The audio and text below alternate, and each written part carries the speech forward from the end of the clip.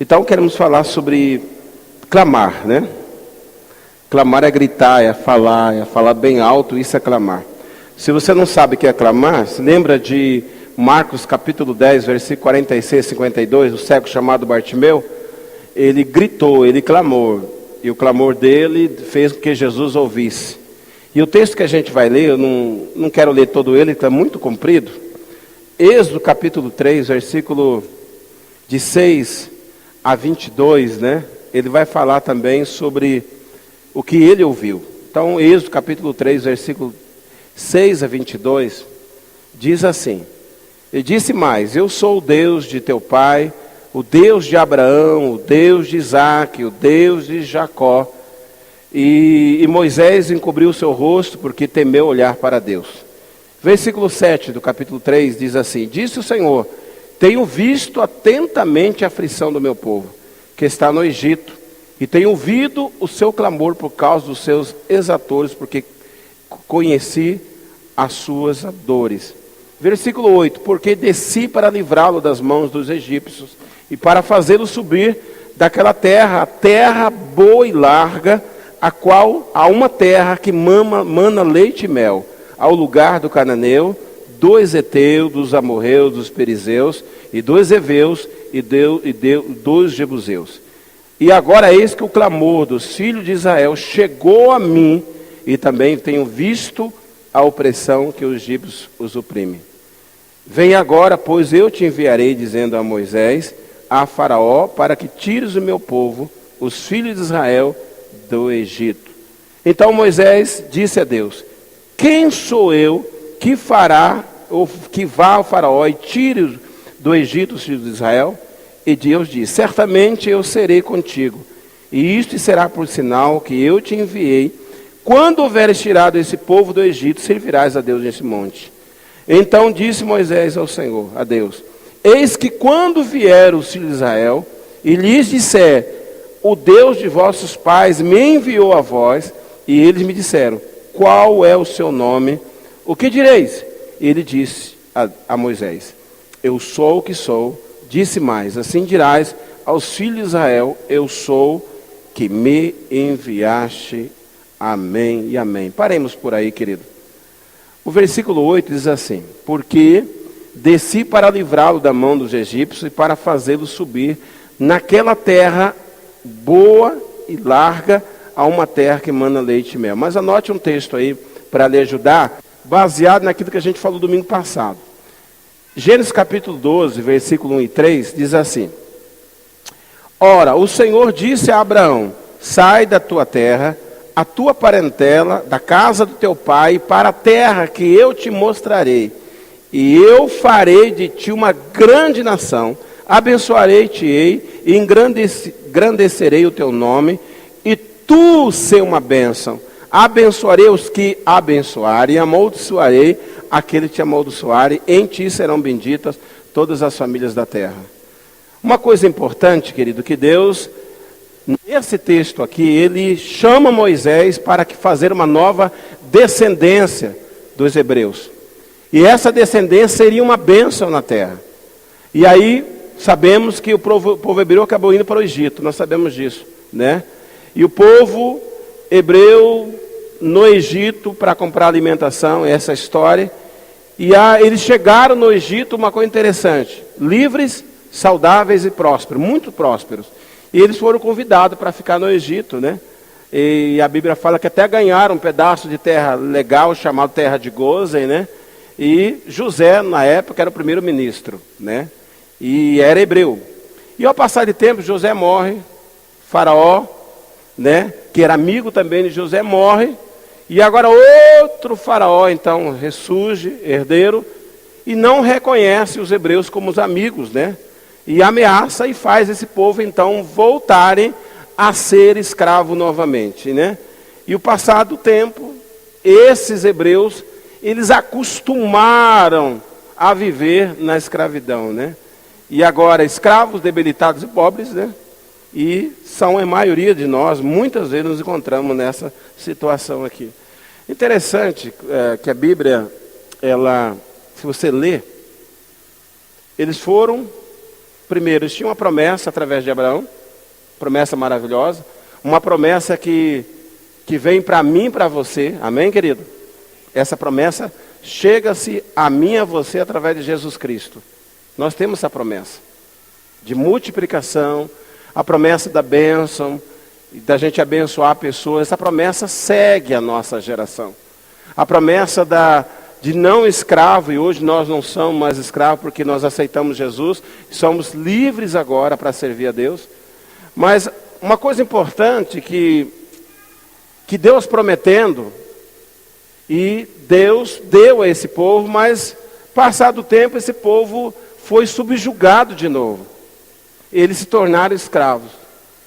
Se tornaram escravos ao ponto de, na escravidão, eles esqueceram da promessa. Irmãos, presta atenção numa coisa que é interessante, que eu quero compartilhar com você. Não está aqui, mas olha uma coisa importante.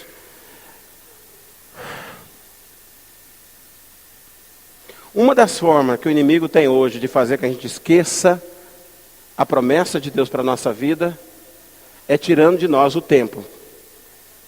O tempo de nós lermos a Bíblia, o tempo da gente orar. E muitos de nós que estamos aqui, nós temos passado muita dificuldade, enfrentando dificuldade, porque a gente não consegue ler e não consegue orar e falar com Deus. O faraó foi muito inteligente, né? Vamos colocar dessa forma, estrategicamente, de não reconhecer, ele não podia reconhecer porque estava crescendo muito. E não reconhecendo, ele teve uma mão muito barata de trabalho, subjugou os hebreus. Subjugando eles trabalhavam tanto que não tinham mais condição mais de cantar, não tinham condição mais de começar a ler, de ouvir a história de Deus, de alguém comentando. E esse povo, tendo a promessa de Deus, foi um povo que viveu muitos anos sendo escravo, primeira, segunda, terceira geração, morreu. E esse povo perdeu toda a esperança. Eu quero falar um pouco sobre restituição. A gente está falando isso o ano todo, sobre o ano de revelação, né? E a gente descobre na Bíblia que tem N de promessas. Eu falei esse ano que a Bíblia tem mais ou menos 8.000 promessas para cada um de nós.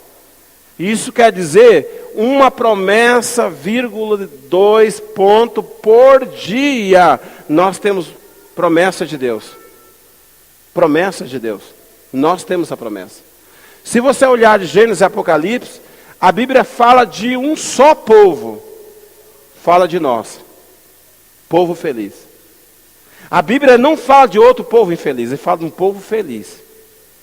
Ela não dá possibilidade para mim e para você sermos um povo infeliz e fracassado. Pelo contrário, ela fala de um povo feliz nessa terra.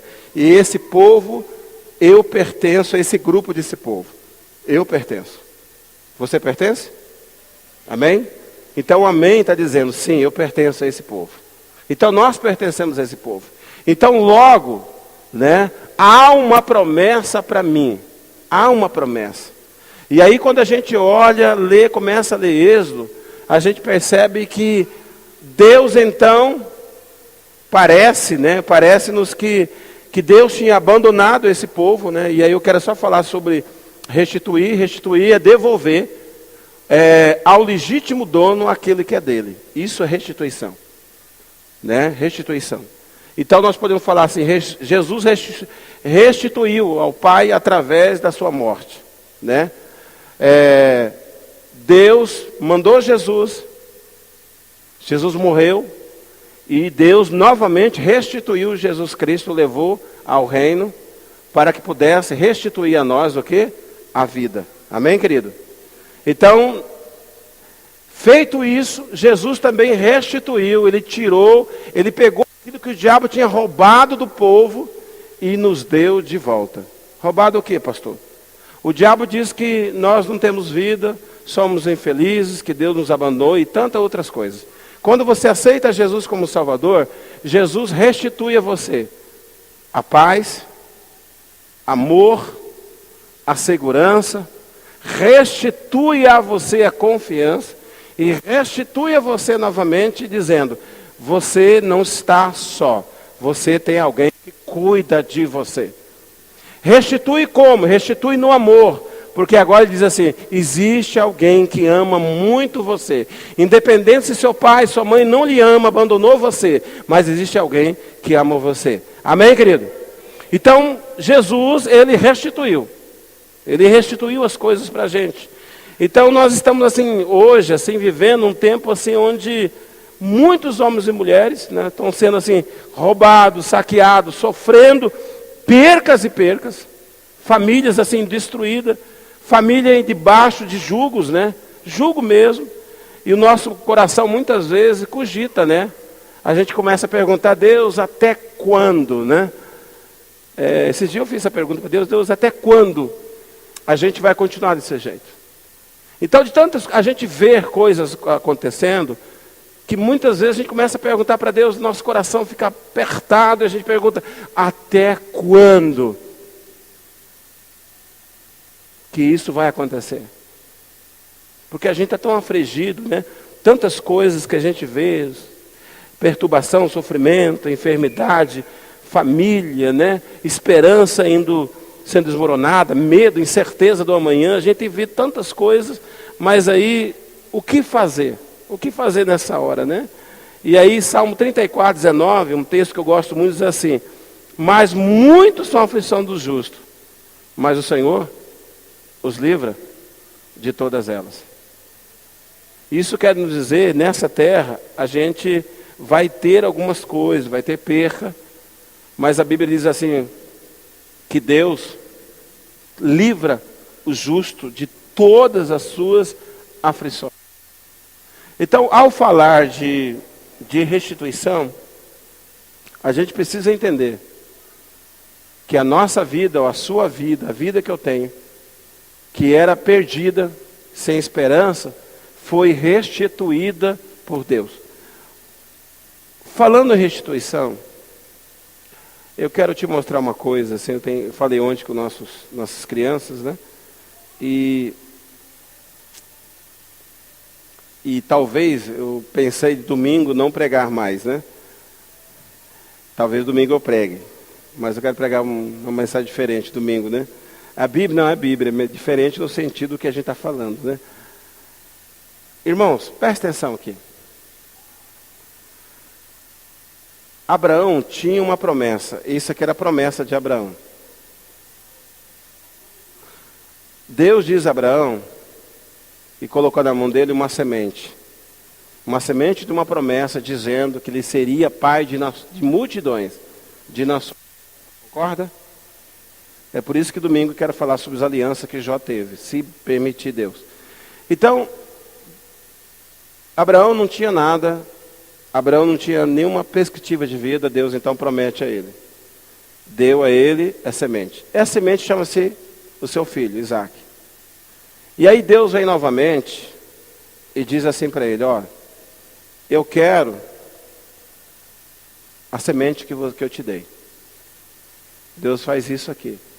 Mas Abraão com as mãos abertas, Deus vem, tira a promessa, Deus pega de volta, e Abraão continua com as mãos abertas, visualizando uma promessa, acreditando que Deus ia cumprir, por mais que ele não estava vendo a semente. Mas ele acreditava que Deus ia fazer. A maior crise de Abraão, talvez não foi entregar. A maior crise de Abraão é poder entender como um Deus, da grandiosidade dele, poderia fazer umas coisas dessas com ele. E Abraão então, mesmo sem entender, mas acreditando, olhando nas suas mãos, por mais que não via mais uma semente, mas Abraão acreditava na palavra de Deus, na promessa de Deus, dizendo que ele ia ser pai de nações. Por mais que a semente, chamada filho, já não estava mais nas suas mãos. Porque o fato de ele caminhar para o Monte Moriá era o fato de que ele já tinha entregado para Deus. Senão ele nem iria no monte. Ele sobe o monte, sem a semente nas mãos. E aí o fato dele oferecer a Deus, fez com que Deus pegasse, já tinha pegado a semente. No fato, quando ele pegou o cutelo para matar o seu filho, naquele momento Deus o entregou de volta a semente nas mãos dele. Quando se diz crer contra a própria esperança, é por mais que Deus prometeu a você saúde, e você está doente, e você acreditar, por mais que está doente, acreditar que Deus vai no último instante, qualquer instante, fazer o que tem que fazer na sua vida. Crer contra a esperança é você acreditar, por mais que você está dizimando, ofertando ao Senhor, e você chegar e está tão apertado, está feia a coisa, você entender que você está fazendo uma coisa e quando você faz, Deus tirou, mas você acreditar que Deus vai fazer algo. Você não vê a semente, mas você crê agora contra a sua própria esperança, para não dizer contra o próprio Deus. Irmãos, a vida com Deus, e eu quero falar daqui a pouco sobre isso, um pouquinho só, se der tempo também, sobre andar com Deus, para a gente conseguir entender Deus. A gente ouve tantas coisas, tantas gritarias aí, tantas experiências, né? E a gente serve um Deus, eu tenho falado sobre isso 2 domingos. A gente serve um Deus que a gente não conhece, só de ouvir falar. E a gente precisa servir um Deus que a gente conhece. As profundidades de Deus, irmãos, não tem fim. Quanto mais você aprofunda em Deus, mais você vai encontrar profundidade. Não tem limite. Quanto mais você lê, quanto mais se aprofunda em Deus, o Espírito Santo de Deus vai te mostrar em lugares dos quais você nunca viu, você nunca entrou na presença do Senhor Deus. Então, Abraão, Deus deu a semente, ele entregou de novo para Deus, e Deus abençoou e entregou de volta. E a Bíblia fala no Velho Testamento, o Novo Testamento lembra do fato, da ação desse homem, chamado o herói da fé. Eu quero falar uma coisa para você sobre restituição hoje, eu quero tentar falar sobre um pouquinho. Joel capítulo 2, versículo 25, anote aí, diz assim que os anos que foram consumidos pelo gafanhoto migrador, pelo destruidor e pelo cortador, seriam restituídos também. Tempo da restituição são liberados quando clamamos. Presta atenção. E disse o Senhor, tenho visto atentamente a aflição do meu povo que está no Egito e tenho ouvido o seu clamor. Querido, nenhum de nós podemos conformar com a situação que nós estamos. Nós podemos aceitar em Deus, mas conformar não, com nenhum sofrimento na nossa vida. O povo de Israel, eles foram ouvidos por causa do inconformismo dele, com a escravidão. Eles clamaram a Deus, eles não estavam felizes com a opressão que estão tendo. Eles não estavam felizes com isso. E aí a Bíblia fala que diante disso, Deus ouviu o clamor do povo. Eu vou falar uma coisa para você, você vai ficar meio bravo, não? Se você ler a Bíblia, e não vou entrar na tradução aqui, se alguém gosta de hebraico ou grego, vai ficar com fome hoje, né? Mas não vou entrar nessa questão, mas eu quero dizer uma coisa para você, irmãos. Jesus, o Espírito que está dentro de nós, não nos permite a gente aceitar a opressão. O Espírito que está dentro de nós não nos permite a gente viver no inconformismo, a gente aceitar as coisas como são. Deus nos criou para que a gente possa reagir, eu já falei sobre isso, reagir. Porque nós somos formados assim. Quando a igreja primitiva, quando Nero começou a matar cristãos, Ele matava 200, nasciam 600. Ele matava 1000, surgiam 2000. E ele entendeu isso, ele parou de fazer isso. Porque na opressão, na situação que nós vivemos, aí que a gente cresce. Mas, infelizmente, o que o diabo tem tirado de nós é esse espírito. O que a gente está vivendo hoje, dentro das igrejas, fora da igreja, no nosso trabalho, é algo terrível. Então, quando a gente volta aqui a Israel, é mostrar para você que eles não se conformaram com a realidade. As pessoas aceitam. Muito fácil hoje. O diabo vem, tira e a gente aceita. O diabo vem, coloca enfermidade e a gente aceita. O diabo destrói nossa família, a gente aceita. O diabo leva nossos filhos para a droga e a gente aceita muitas vezes. O diabo está dentro da nossa casa, destruindo, mas a gente está tranquilo, aceitando, dizendo, Deus conhece. Deus conhece o quê, querido?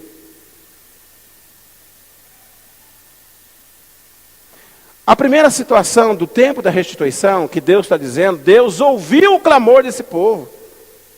Isso quer dizer que todos os dias o povo clamava, não murmurava, ele clamava a Deus. Isso quer dizer que na oração daquele povo, no momento dele, ele dizia, Senhor, lembra de nós. Senhor, olha para nós. Olha que situação está acontecendo aqui, nós não recuamos, mas o inimigo está tentando tirar algumas coisas de nós. E eles começaram a clamar. E isso é clamar. Isso é falar diante de Deus, irmãos. O tempo de restituição só virá se nós começarmos a clamar, a falar ao Senhor.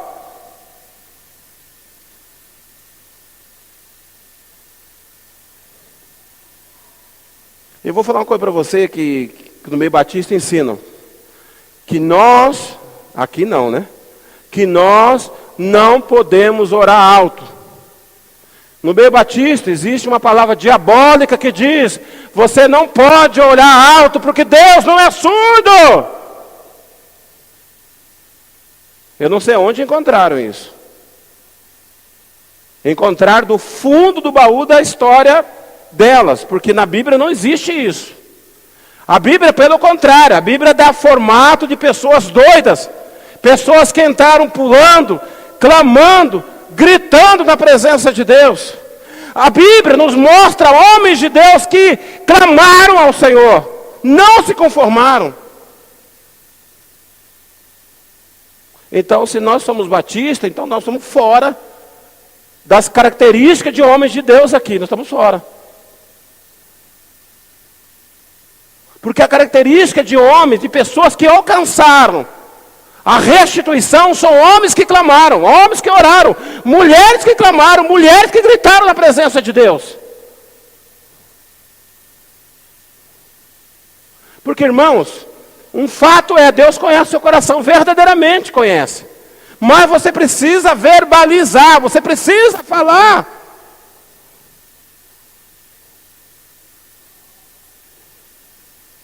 Não há tempo mais da gente ficar quieto, da gente não falar. Não há tempo mais da gente olhar o diabo destruindo, tirando algumas coisas de nós, e nós aceitando, até dizendo que é Deus que está fazendo.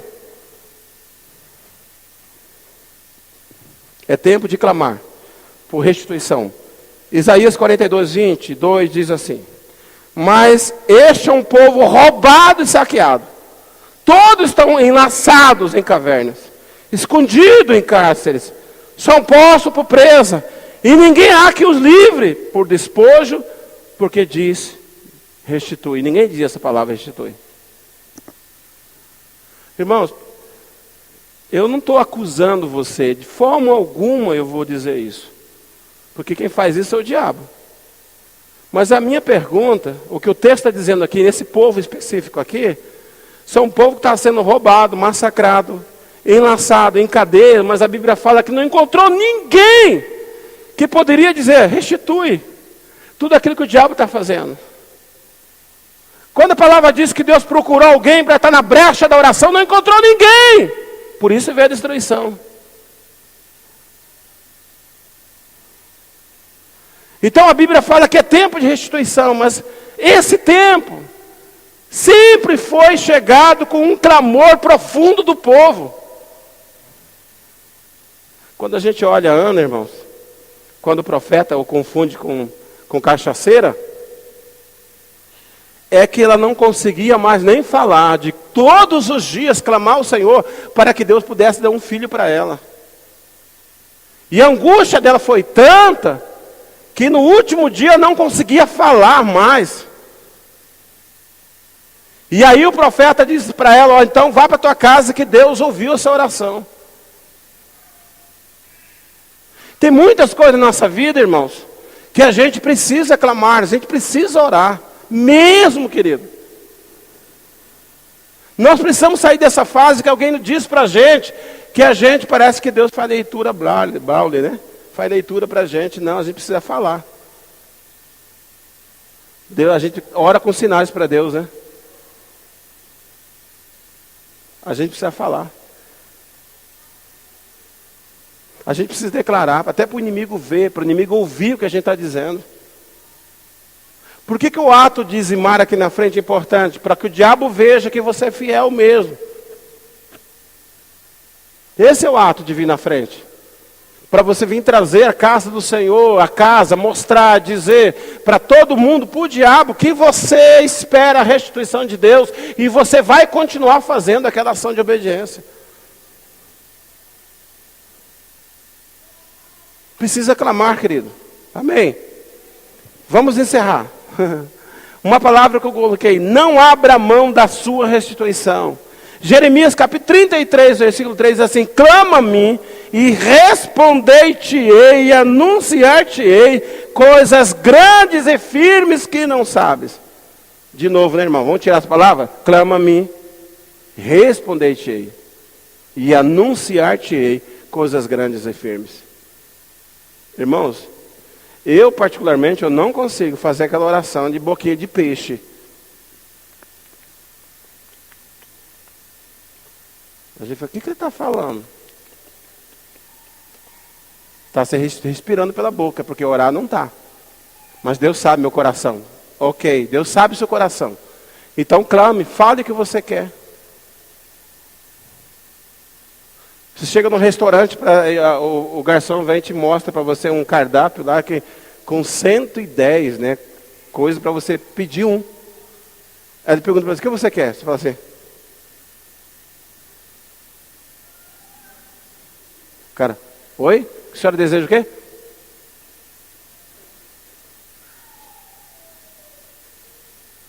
Primeiro, se ele está num restaurante, é porque ele está com fome. Amém, irmãos?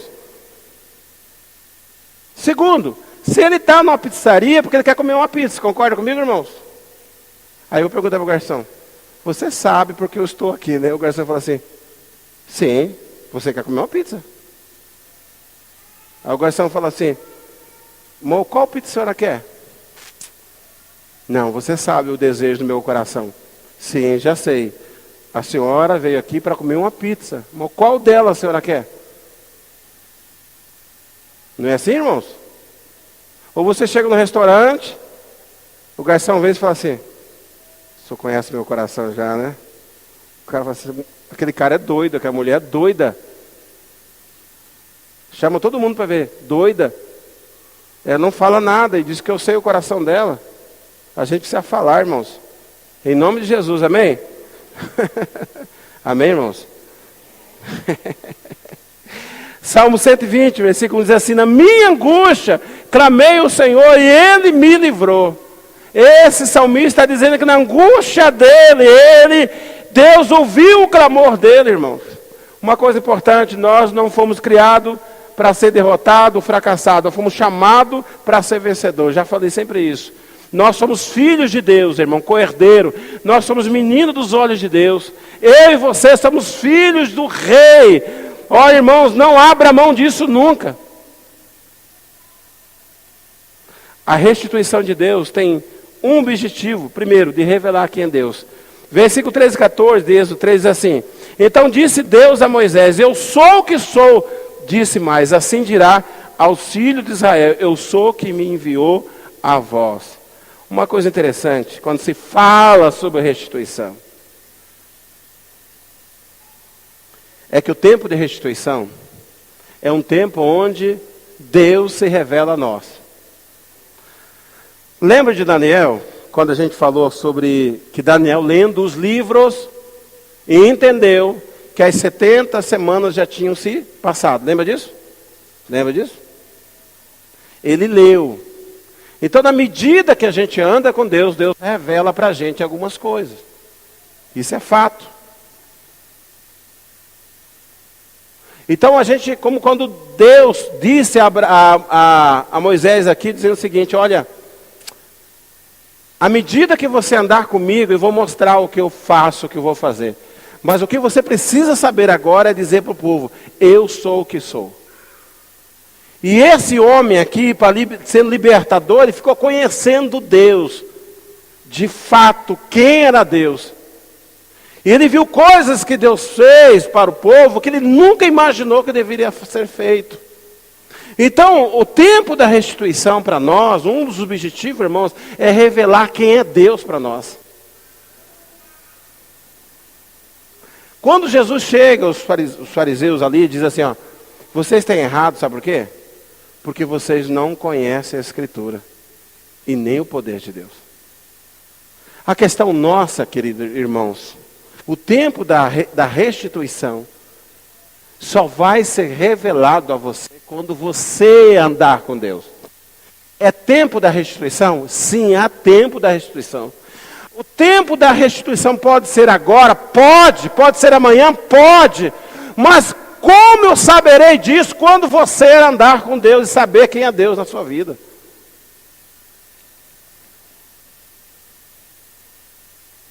Ficou silêncio, né? Estão entendendo, irmãos? Estão aí. Estão entendendo isso? Quando eu andar com Deus, começar a falar com Deus, eu vou então compreender algumas coisas. Tem uma criança no pátio, irmãos. De quem é filho? Pegue ela, porque é perigoso sair na rua. E aí? Como que a gente vai fazer depois para explicar para os nossos parentes? Né? Alguém nos ajuda aí, a introdução nos ajuda, tá? Certo, irmãos? Filhos são uma bênção, é perigoso. Então a Bíblia fala que eu preciso andar com Deus para conhecer quem é Deus. Eu preciso fazer isso, né? Então, Deus já sabia quem era Moisés. Agora Moisés precisava saber quem era Deus na vida dele.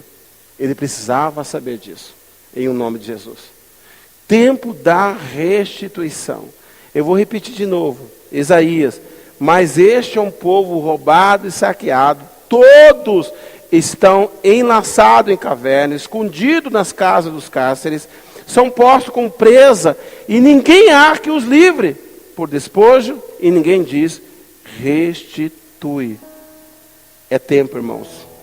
A Bíblia fala que a restituição é 7 vezes mais.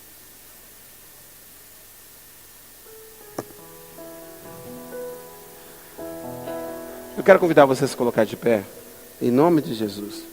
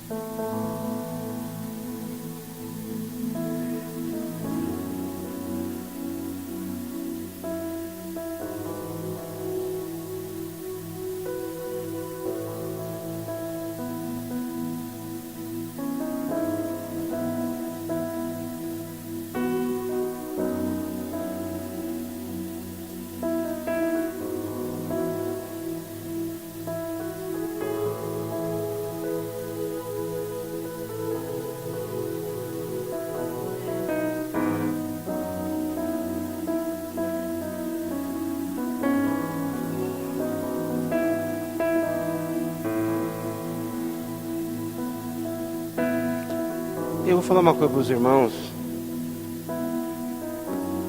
Eu tenho ficado muito triste por algumas coisas que a gente vê acontecendo nas nossas igrejas, principalmente na IBVA.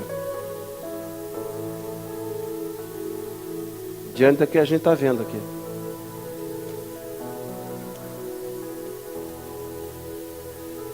Tem muitas coisas dentro da igreja e do Senhor que a gente não precisa nem olhar lá fora. Lá fora eles estão sendo escravizados porque eles não conhecem a Deus. Mas a gente que conhece a Deus, a gente ficar sob jugo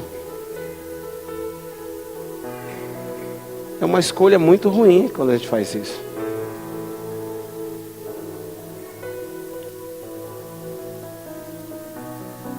Porque, irmãos, uma coisa importante que Deus nunca esquece.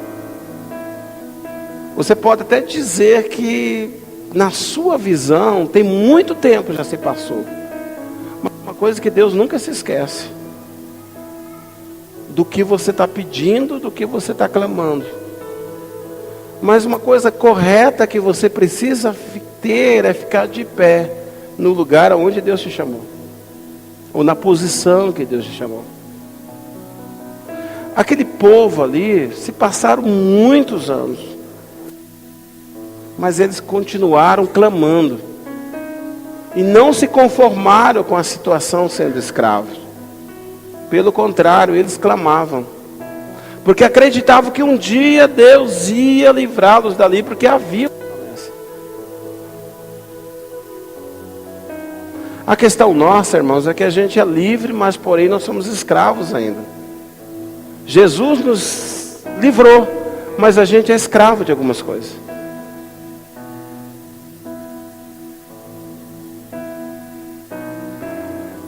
É momento de restituição, sim, eu acredito nisso. Mas para ser restituído, eu preciso tomar posição em Deus. Uma vida santa, uma vida correta diante de Deus. Para ser restituído financeiramente, eu preciso estar correto diante de Deus.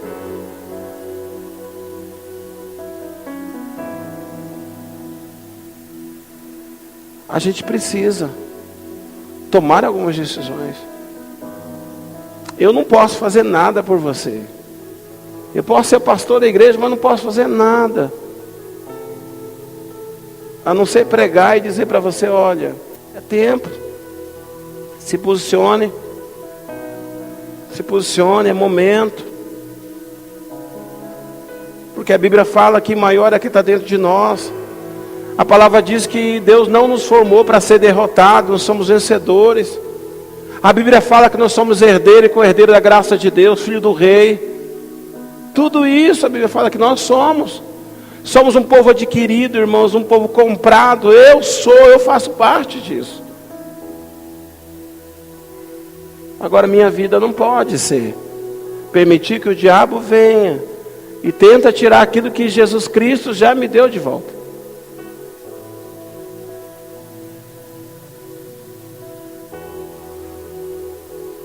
Quer ser restituído? É o tempo. Não é amanhã, o tempo está aberto. Eu tenho sido restituído de muitas coisas, irmãos. Mas a minha tristeza é que muitas vezes eu tenho sido, mas alguns não têm sido. E a gente fica: Deus, o que precisa fazer? E Deus fala: você não precisa fazer nada, é elas que precisam fazer. Restituição é trazer de volta aquilo que é seu. O que o diabo tirou? O que o diabo levou? Era teu, Deus prometeu que era teu. O que fez? Quem que entrou? O que aconteceu? Porque se você conformar, irmãos, se você começar a dizer: isso é vontade de Deus, e essas coisas, você precisa orar e dizer: Senhor, esse é meu, o Senhor me deu. Então eu vou lutar, eu vou estar contra a esperança, mas eu vou continuar. Mas é meu. O que eu não posso é deixar. E dizer: pode vir o quê? Não, é meu.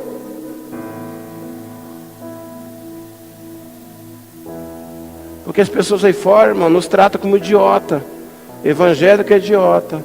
Evangélico é otário. Evangélico é isso. E a gente fica rindo e dizendo: ah, espírito de mansidão. O espírito de mansidão não entra aí, não.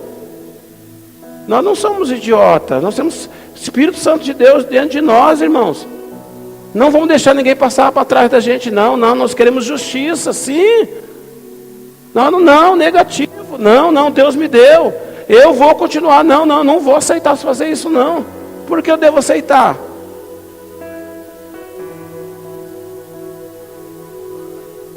Jesus diz assim, ó, dei a César o que é de César, de Deus. O que é de você é seu, o que é meu é meu. Eu não sou idiota. Eu sei quem eu sirvo. E não permito isso não, em nome de Jesus, não permito. Não, Deus é Deus, Deus vai fazer algo na minha vida. Para, irmãos, isso é idiotice, me perdoe. Eu nunca vi Jesus conformado com a situação. Jesus chutava, ele fazia um monte de coisa, ele se levantava, ele não concordava com algumas coisas. Os discípulos, os apóstolos, o homem de Deus não se concordaram com algumas coisas não. Os amigos de Daniel disseram, olha, nós não vamos nos dobrar não. Se o Senhor quiser, nos jogue lá, mas nós não vamos nos dobrar. Nós servimos o grande eu sou, então nos jogue. Era um rei, eles estão diante de um rei, de uma autoridade, mas aquela autoridade, irmãos, quando se coloca a autoridade de Deus, nós obedecemos a Deus em primeiro lugar.